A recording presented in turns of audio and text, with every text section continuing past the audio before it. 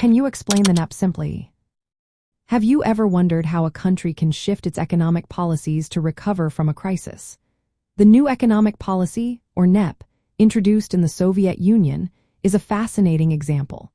This policy was put in place by Vladimir Lenin after the Russian Civil War. It was a response to the hardships caused by war communism, which had taken a heavy toll on workers and peasants. War communism was a system where the government controlled all industries and agriculture. This approach was meant to support the Red Army during the Civil War, but it led to severe food shortages and widespread dissatisfaction among the people.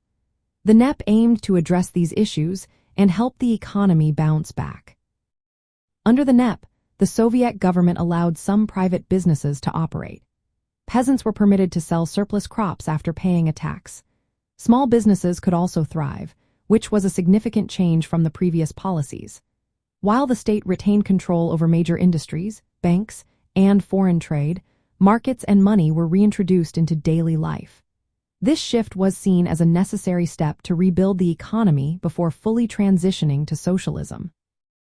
From a communist viewpoint, the NEP was not a rejection of socialist ideals but rather a strategic retreat.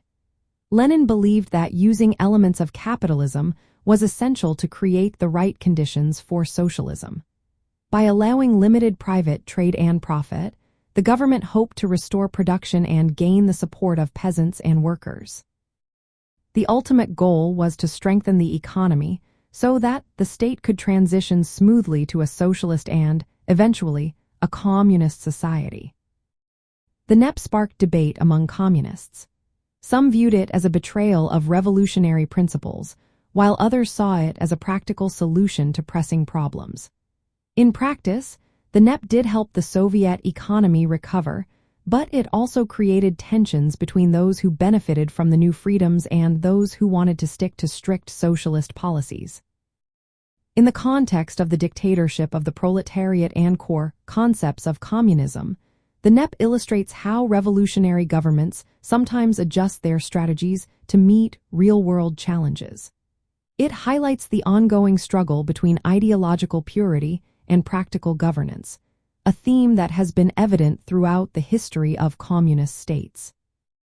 Eventually, the NEP was replaced by Joseph Stalin's policies of rapid industrialization and collectivization, which returned to a more centralized and state-controlled economy.